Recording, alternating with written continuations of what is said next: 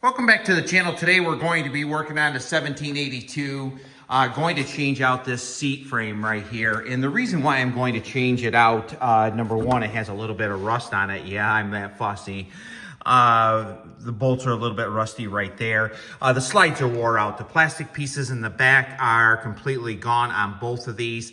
I have a new set that I'm going to install on this frame right here. So I'm going to put you in a stand and I'm going to show you just exactly how I do it. This isn't the hardest job in the whole world. These slides wear out, and I'll show you on the back side because I put some grease on the carriage bolts right there because it is a little bit of a tricky job. You can see there's a plastic piece in these right here. There's on the front and the back. I don't see there that one is. They're on both of these rails. So we're going to put these two right in. We're going to mount them on the bottom piece here first. And the reason why I'm going to do that will make it a lot easier. And then we'll take off the seat. And there's some hidden bolts on the bottom that we have to take off to get them out. So I'll show you exactly how I do it. I'm not exactly sure if it's the correct way, but it will dress up this machine and make it look really nice. So we're gonna put the right-hand side one in first. The right-hand side one is the one with the adjustment on it. It is missing the rubber piece right there, so I will put that on there. I just want it to look good. This machine here is a very low-hour machine. I don't want the seat rattling, especially when we're going to be in the field plowing with a moldboard plow. Actually, I have two Brinleys this year. PP3s, I believe, is the model number. So we're going to be plowing with them. So I'm going to put you in the stand and just follow along, and I'll show you exactly how I do it.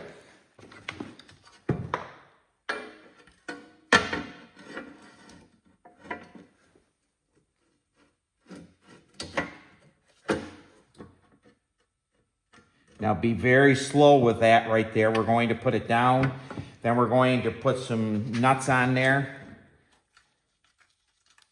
I'm actually not going to put lock nuts on them. They'll rust quick enough so they won't come off.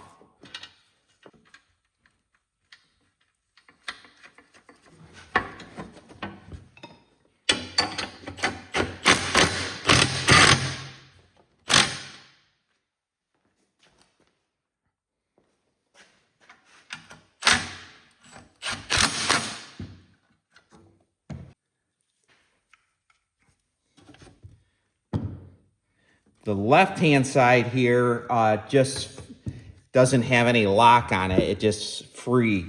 So that one just slides back and forth real easy. Of course, this one here has the adjustment on it, so it has the lock on it.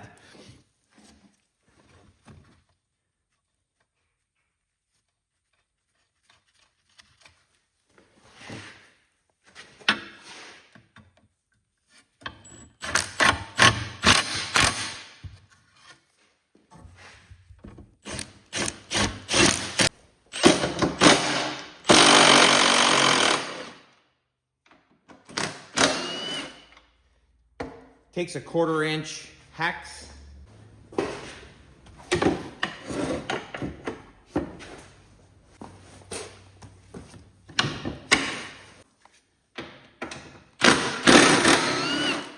Now, a lot of times these come out really hard. There's no question about it. I've already rethreaded these bolts to put them back in. I'll rethread these and use them on a different project someday.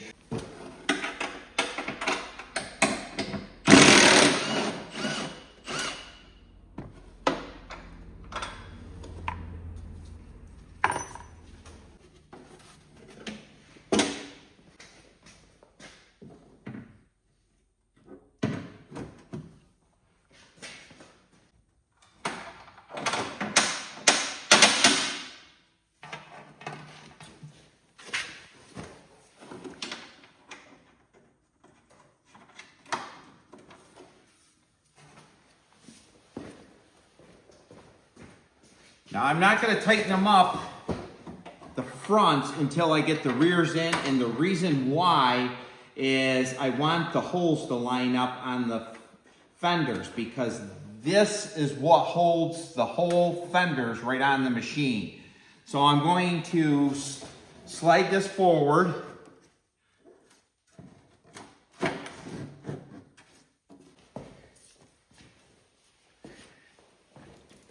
Now the seat frame here holds the fenders on. You don't want to tighten up the front. We're going to tighten up the rears. We're going to get them both installed. And you can see that it goes right down, and here's the fuel tank right there. There's the dipstick for the transmission. These just thread right down through.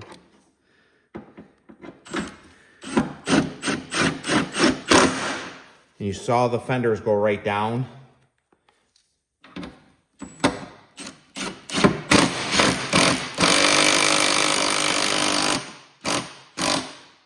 Slide the seat back.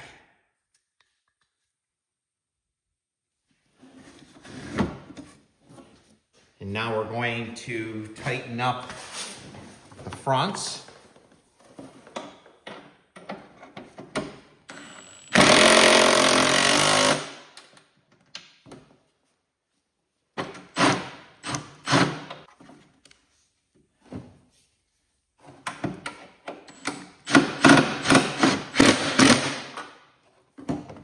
Make sure it goes back and forth, and it does.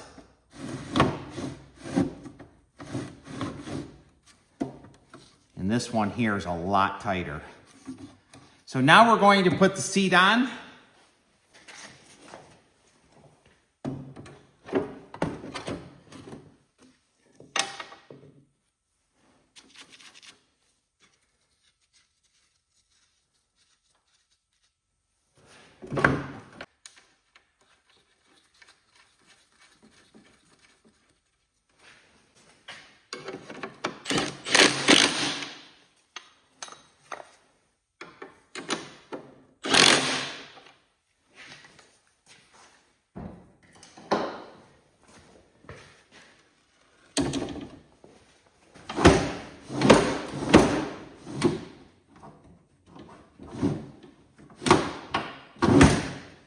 Seem to be in pretty good shape there. On to the next project. Now we're moving on. We're going to get some parts freed up. These are 82 series. This is the brake activator that goes underneath the frame. This one is all seized up. They seize up right in this area right here. That's a plastic piece right there. They fit right in there. We're going to put that in the vise and get it loosened up. Plus, we're going to get these slack adjusters all adjusted up also right here with a spring that goes to the lever. And these actually fit a large frame or a spread frame. Sometimes you have to cut them off a little bit on the large frames. But we're going to put them in the vise and see if we can get everything loosened up.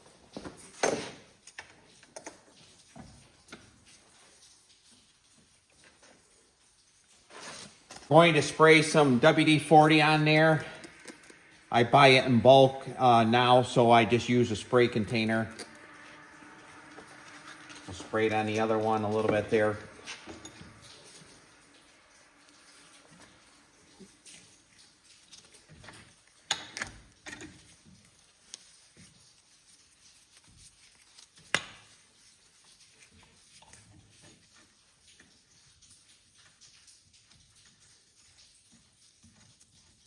That one came loose real easily.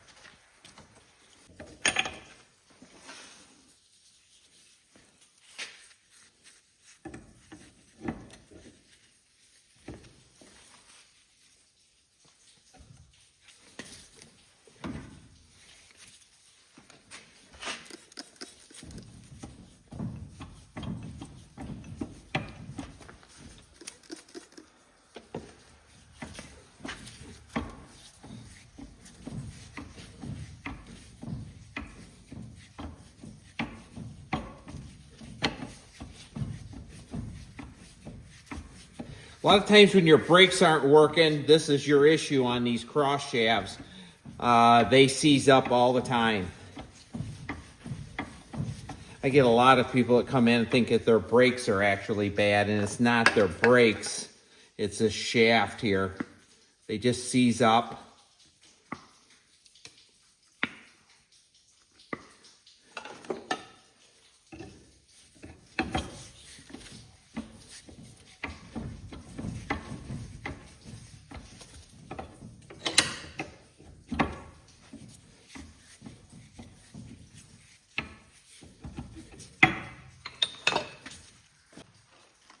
Now this crescent wrench is a real crescent wrench from Jamestown, New York. Actually, when I was a child, my neighbor worked at Crescent Tool. Proto Tool was here and Crescent. Big deal in Jamestown, New York. That's where Lucille Ball's from. Actually, Lucille Ball's birthday and mine are the exact same day.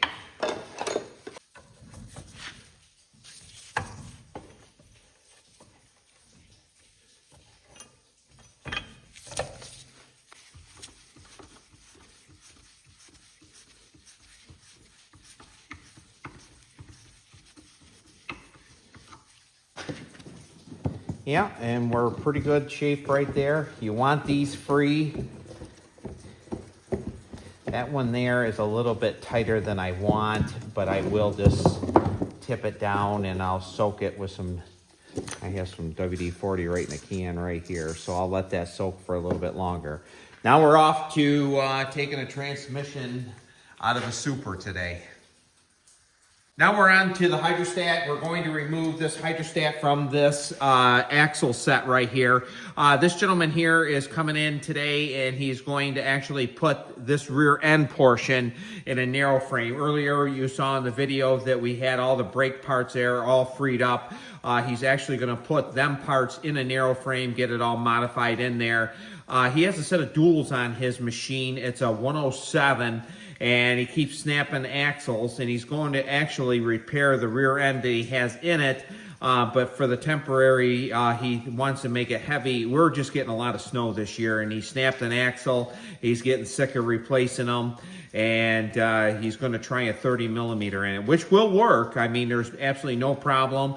I'm going to show you how to dismantle it. It's a very easy job. This one here is a little bit dirtier than I would like.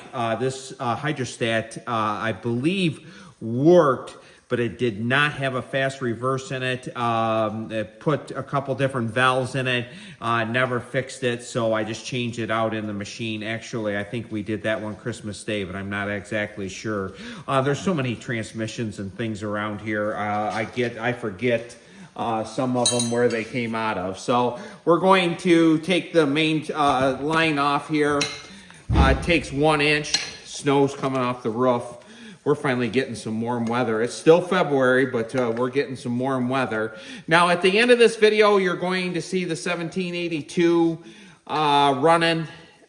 The only thing I noticed that the hood vibrates really bad. I'm going to see if I can fix that issue. Now I know why them supers always come in with broken front nose pieces. There's 4 bolts holding the hydrostat in.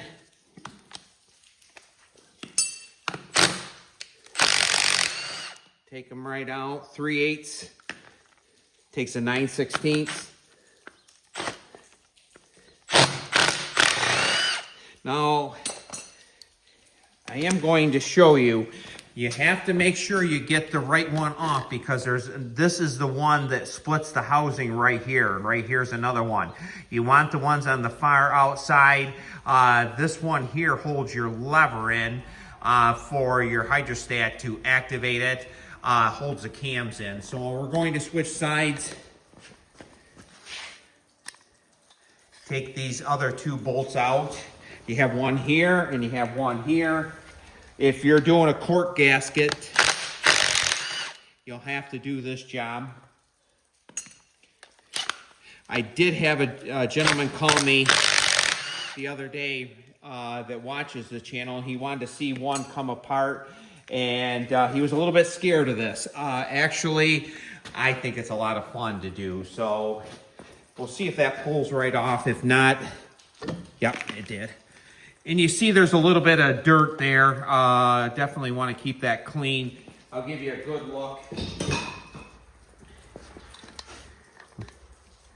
Want to move that off to the side, keep that clean. Going to get it cleaned up, drain that fluid out of there because I do believe it's a little bit contaminated. So that's how easy it is to take a hydrostat out. This is the back side of the hydrostat. That gasket there is actually in very good shape. I'll actually save that. A lot of times I'll show you a little secret when I put one in sometime. Now you're going to see the 1782 running outside. Thank you so much for watching. If you haven't subscribed to my channel, please do so. This is just an average day all summer long. You can see we still have quite a lot of snow. So you're going to see each and every day what people come in, what they purchase, how I get it apart. And I have the best job on earth. So thank you very much for watching. And I hope you enjoy watching this machine run.